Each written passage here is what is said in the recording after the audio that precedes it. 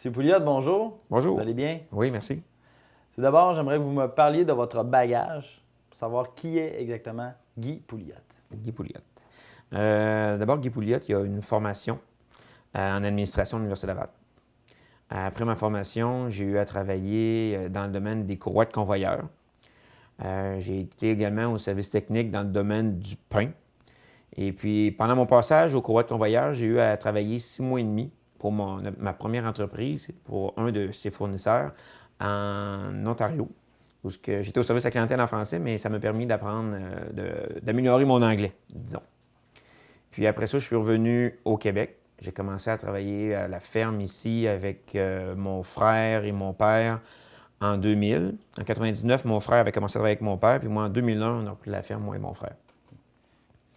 Et puis, depuis ce temps-là, on est sur la ferme.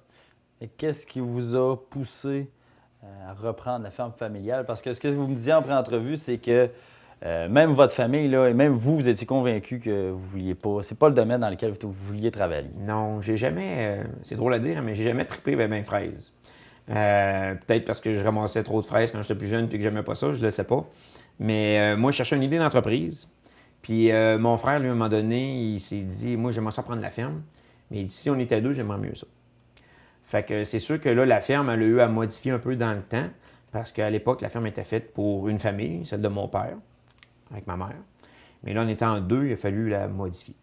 Donc, vous avez eu des doutes au tout départ. Non, je n'avais pas tant de doutes que ça, je vous dirais, parce que c'était quand même quelque chose qui était bien en place depuis plusieurs années, des générations même. C'est sûr que côté financièrement, il fallait voir à modifier les choses. À l'époque, mon père il faisait de la fraise d'été, il avait comme 16 employés pendant 4 semaines. Aujourd'hui, on a monté à 100 quelques employés, puis c'est pour plus que 4 mois. Donc, c'est complètement différent. C'est sûr qu'il s'est passé toutes sortes de choses qui ont fait que ça a eu une croissance de ce genre-là. Mais non, il n'y avait pas tant de doutes que ça, je vous dirais. C'est juste qu'il fallait apprendre à leur modeler pour que ça satisfasse aux deux frères.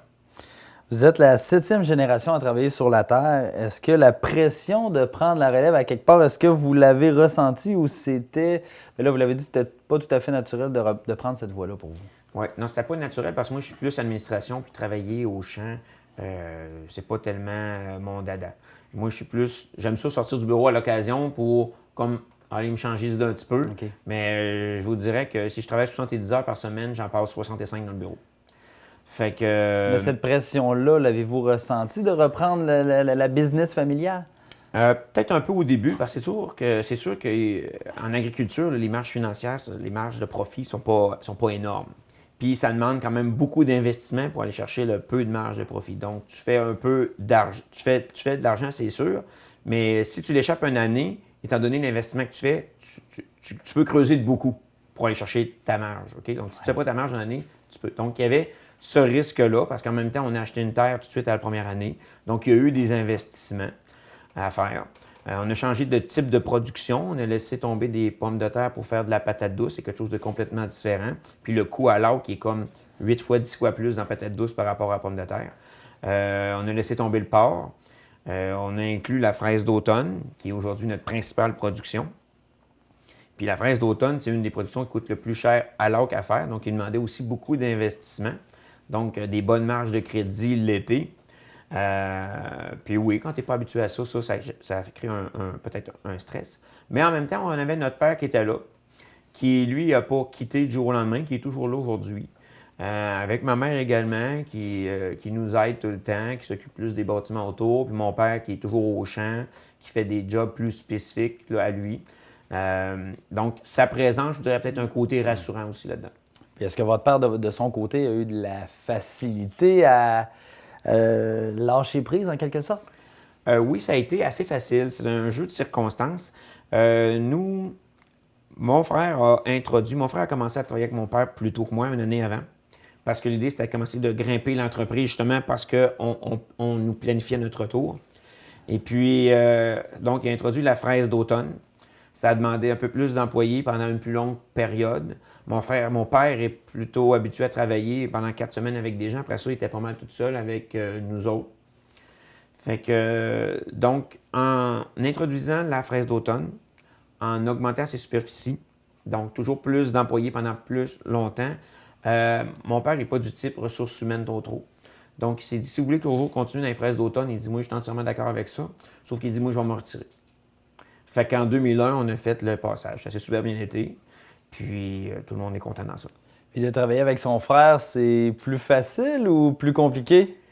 Je vous dirais que ça va bien.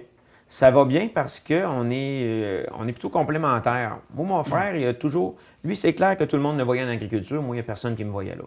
Fait que moi, j'ai fait mon bac en administration, puis tellement que tout le monde voyait mon frère en agriculture, lui, il a fait son bac en agronomie. Fait qu'on est comme complémentaires à quelque part. Fait que autant moi, j'aime ça rester dans le bureau que lui aime en sortir. Fait que moi, je m'occupe du bureau ici. Fait que j'ai pas beaucoup de pieds carrés à superviser, puis mon frère s'occupe du reste. Comment on fait pour reprendre le flambeau d'une entreprise familiale? Et là, vous avez dit que vous avez apporté certaines modifications pour y mettre son grain de sel sans tout chambarder de ce qui est déjà en place. De quelle manière on procède? OK. Des projets, des expériences. Comme on a introduit la patate douce, j'ai envie de vous dire que c'était en 2001. Puis on a commencé avec un acre. Aujourd'hui, on en fait 40 acres. Fait que c'est sûr qu'on ne commence pas avec 10 acres, 20 acres d'un coup, mais c'est sûr que ça dépend des productions aussi. Progressivement. Progressivement, oui. C'est sûr que je dis un acre, mais ça dépend du coût de production de chaque acre. Là. Un acre de céréales puis un acre de patates sucrées. Tenter 10 acres de céréales, c'est pas trop dérangeant. Comme un acre de patates sucrées, ça va bien. Ça dépend du coût de la production de chacune.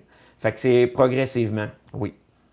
Pour un homme qui n'était pas sûr au début, là, aujourd'hui, là, on sait que la vie des agriculteurs, c'est pas toujours facile, mais est-ce que vous êtes heureux d'avoir fait ce choix de vie-là? Oui, parce que on a su modeler la ferme à notre goût. Si j'aurais été plus machinerie lourde, on aurait pu se lancer peut-être dans la pomme de terre ou dans les céréales. Si j'aurais pas aimé faire gérer beaucoup de ressources humaines, ça aurait été un choix. En ayant une terre, en étant en agriculture, on a plein d'options.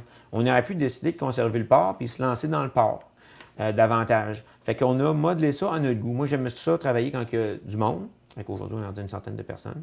J'aime ça faire du bureau, mais plus qu'il y a de monde, plus qu'il y a de la paperasse, puis il y a plein... En tout cas, avant, je faisais pas une journée, je faisais pas 2 jours par semaine de bureau, ça c'est sûr. Puis aujourd'hui, on est rendu 4 dans le bureau. Fait qu'on a su modeler ça pour que ça soit à notre goût. Mon frère aimait bien faire des projets. Aujourd'hui, il en a tellement qu'on a dû embaucher quelqu'un pour l'aider à faire des projets. Fait que, tu sais, on est capable de... En tout cas, en agriculture, je pense, on peut modeler une ferme pour mettre ça au goût de ceux qui prennent la relève. Donc, c'est ce qui vous motive de pouvoir modeler la ferme à votre goût, de vous lever tous les matins et de travailler ici? Oui, c'est ça. C'est ça. Puis donner le travail aux gens, j'aime ça. Surtout que les travailleurs mexicains et guatémaltèques, parce qu'on a 2 du Guatemala, ils en sont reconnaissants. Puis j'aime ça, parce que je vois qu'avec l'argent qu'ils gagnent, ils retournent au Mexique. C'est sûr qu'ils en retournent beaucoup au Mexique. Ils en dépensent au Québec, c'est certain, mais ils en retournent beaucoup au Mexique. Puis ces gens-là ont souvent la plus belle maison du village. Fait que je vous dirais qu'ils en dégagent une fierté, puis je suis content de ça. Le fait de travailler, de travailler sur la terre, sur sa terre, est-ce qu'il y a des avantages en quelque sorte? Parce qu'on sait que, je reprends ma question. Être agriculteur, ça demande beaucoup d'énergie, beaucoup de temps. Est-ce qu'il y a certains avantages quelque part qu'on peut retirer de travailler sur sa terre? Bon, c'est sûr que je ne suis pas pris pendant 1 heure le matin dans le trafic, parce que je suis à 2 minutes. Mon frère est à 30 secondes. Ça, c'est un avantage, c'est certain. L'avantage qu'il y a, c'est que on a amené ça vers ce qu'on aimait bien faire. Okay? Mon frère, moi, je suis un gars de bureau, on a organisé ça vers ça. Je peux pas dire que j'ai pas de patron, c'est pas vrai, parce que j'ai autant de patrons que j'ai de clients, je pense, je peux dire. Fait que je pense que je les ai multipliés, les patrons. Mon frère, lui, il voulait une job dehors, un peu de bureau, un peu de projet, il l'a motivé. Fait que oui, ça a ses avantages, mais ça a aussi les inconvénients. Parce qu'on parlait de travailleurs mexicains tout à l'heure. Oui. Eux, ils veulent faire des heures. Bien, s'ils veulent faire des heures, ça veut dire qu'il faut que tu te pointes le matin pour leur dire aujourd'hui, on va faire ce travail-là et ce travail-là. Si tu ne te pointes pas, ils ne travaillent pas. Donc, ça t'amène à faire des heures toi aussi. Puis à arriver genre 15 minutes ou 20 minutes avant qu'eux autres commencent. Donc, s'ils font 70 heures par semaine, ça se peut que nos heures, ça ressemble à ça, nous autres aussi. Puis des fois, on est là quand ils finissent. Fait que les inconvénients sont... Il y a des avantages qui viennent avec les inconvénients, c'est certain. Nos heures sont grandes, mais quand tu aimes ça, ça passe vite aussi. Je le vois quasiment comme un loisir. Fait que C'est bien. c'est bien. Au moment où on se parle, comment se porte votre entreprise? Ça va très bien. Je vous dirais que nous autres, depuis 2001, on a une croissance, une grande croissance. C'est plus que 10 par année. Si on fait une moyenne, là, il y a eu des années meilleures que d'autres, là, mais les 5 premières années, on a à peu près 20 de croissance. Puis je vous dirais que depuis ce temps-là, c'est à peu près 10 puis on le voit aussi avec les employés. On a commencé, si on parle main-d'œuvre mexicaine, on a commencé avec 5 en 2003. On est passé à 11, à 21, 28, à 51, 69, 3 années de 82 et 99 cette année. 3 années de 82 parce qu'on a une inquiétude quand même dans notre domaine, c'est le salaire. Parce que nous autres, la moitié de nous autres, on a les petits fruits, donc beaucoup de main-d'œuvre. La moitié de nos dépenses, c'est la main-d'œuvre. Fait qu'à partir du moment qu'on touche au salaire, nous autres, ça paraît au bout de nos dépenses parce que c'est la moitié de nos dépenses. Les travailleurs mexicains sont souvent au salaire minimum ou un peu plus. Puis le salaire minimum a monté rapidement depuis 4 ans. Des hausses de plus que 5 à chaque fois. Fait que ça, c'est pour ça qu'on a gardé une certaine stabilité. Je vous dirais qu'on a arrêté. On a laissé aller voir comment allaient se placer les choses. C'est pour ça qu'on a resté 3 ans à 82 pour voir comment les choses se pointaient. On est quand même encore assez confiant en le futur parce que la population mondiale augmente tout le temps. Les surfaces agricoles souvent diminuent parce qu'il y a de l'expansion urbaine. Fait que tout ça devrait faire une pression, j'imagine, à long terme sur les aliments. Puis bien là, c'est nous autres au bout qui va pouvoir en bénéficier. C'est sûr que ça va prendre quand même un certain temps, là, mais ça va se placer dans ce sens-là. Avez-vous des projets d'expansion, d'agrandissement, d'autres cultures? On a un projet, notre projet le plus important, je vous dirais qu'on a, ce sont des framboises hors sol dans des pots, un peu comme des jardinières. Puis ça, c'est cultivé sous des tunnels. Ça ressemble un peu à des serres, mais 3 saisons. OK. Puis ça, c'est à titre expérimental depuis 3 ans ou 4 ans. C'est sur une surface de 3 acres, je vous dirais à peu près 3 terrains de football. Il y a plusieurs variétés là-dedans, il y a différentes sortes de terreaux, il y a des fertilisations différentes, des grosseurs de peau différentes. Mais je vous dirais que c'est encore au titre expérimental, même si ça fait 3-4 ans qu'on passe là-dedans. Si ça fonctionne, ça va redonner un autre step à l'entreprise, c'est sûr. Parce que les framboises sous tunnel, en théorie, devraient se conserver plus longtemps. S'ils se conservent plus longtemps, parce qu'il n'y a pas de rosée, il n'y a pas de pluie, donc ils devraient se conserver plus longtemps. Si ça se conserve plus longtemps, on pourrait penser que ça va ouvrir le marché pour les grandes chaînes d'alimentation, parce que présentement, notre framboise au Québec, elle se conserve, elle n'a pas une durée de vie très longue. Okay? Donc, passer par l'entrepôt, attendre une journée ou deux, aller au magasin, attendre une journée ou deux, ça commence à faire loin. Donc, si on peut faire ça avec nos framboises d'automne, à nos framboises d'été ou d'automne sous tunnel, on ouvre un nouveau marché. Puis là, oui, il pourrait y avoir une autre expansion à ce moment-là. Même si vous êtes encore jeune, est-ce que, quelque part, au fond de votre esprit, vous pensez déjà à la relève, à ce qui s'en vient? On est à nos débuts. Oui, on a commencé. On a commencé à rencontrer déjà un fiscaliste parce qu'on a acquis depuis quelques années quelques terres. Je vous dirais qu'on a acquis 5 terres en pas longtemps. Fait que là, transférer quelque chose qui a beaucoup d'immobilisation à une relève peut être difficile si toutes les relèves n'embarquent pas ou si n'embarquent pas toutes en même temps. Fait que, tu sais, à qui donner une terre, si l'autre n'embarque pas, qu'est-ce que tu donnes au deuxième, tu sais? Fait que là, on rencontre un fiscaliste pour essayer d'organiser les choses pour que ce soit facile pour chacun des enfants qui le voudra embarquer éventuellement. En terminant, si vous aviez un conseil à donner à un entrepreneur qui est en affaires, qui a des projets d'expansion ou qui désirait se partir en entreprise, qu'est-ce que vous lui diriez?